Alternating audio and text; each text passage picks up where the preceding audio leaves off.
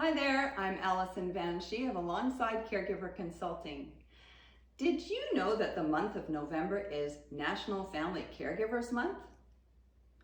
I thought I would get some caregiver tips to you for the month of November.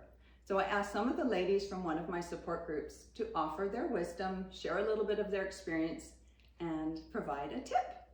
So the next part of this video is going to be a caregiver tip.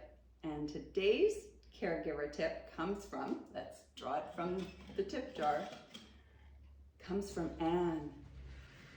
So what I've noticed for myself, and then had the pleasure of our support group and meeting other people who have people with dementia, is that it's pretty typical that myself and just about everybody I've met goes into some level of denial. It's like I felt when I look back at myself, I was kind of behind believing that he was where he was.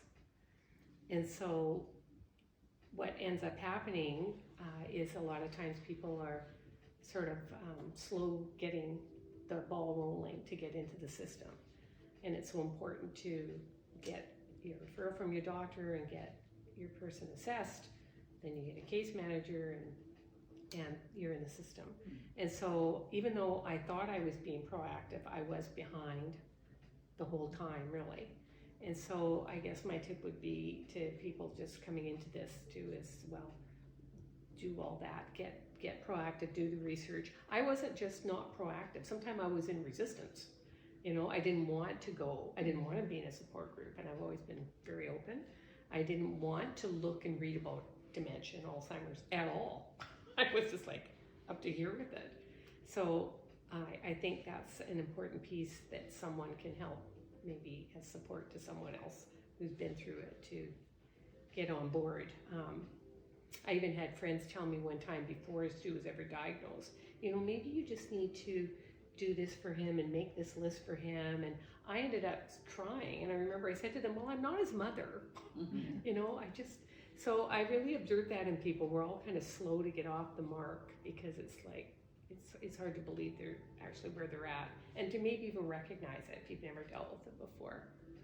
So thank you. And what was the point that helped you cross into, yes, I want to go to a support group, yes, I will learn about dementia? What was the point that you had to cross? Well, once he was diagnosed, and even then I was in resistance for quite a while, like a few years, and he was escalating.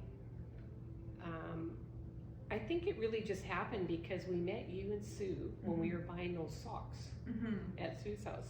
And we ended up talking about this idea of a group, and Linda was there with myself, and then I just thought, okay, I know it's a good idea. You know, I've never understood people who say, I don't want to talk to a counselor and tell a stranger my problems. I said, well, that's, if you're feeling kind of private about your problems, that's probably the person to talk to.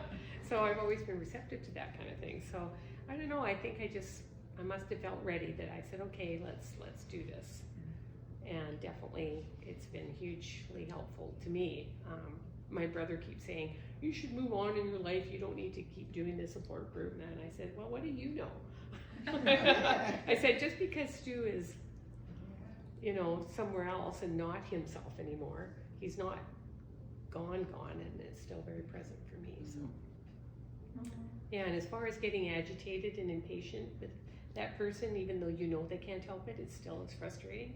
My deal is I just go into the garage once in a while and let them I just have a little scream and a little yeah, and to look after yourself, to do things, because it gets harder to leave and harder to have them go, but you've got to keep doing things for yourself, don't you? Because then that burnout thing is real, and it's revitalizing. Every time I'd be out with friends or something, I'd be in a better mood to come back to him and deal with his lack thereof.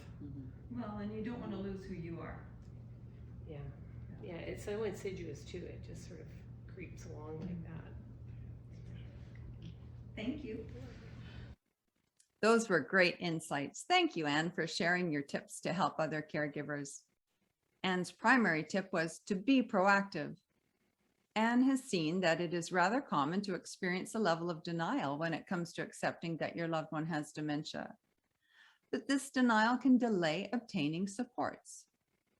So she recommends we be proactive, do the research, get the assessments, and learn about dementia and Alzheimer's. Don't resist accepting the supports that are available, such as a support group. Anne admits that when things are frustrating, she vents. She advocates that we look after ourselves as caregivers because burnout is real. You may be curious about the socks that Anne mentioned. These are Vox socks, VOXX, designed with a technology to enhance human performance. I hope you found Anne's tips helpful. Be sure to watch the next video from the Caregiver Tip Jar series. Thanks for watching.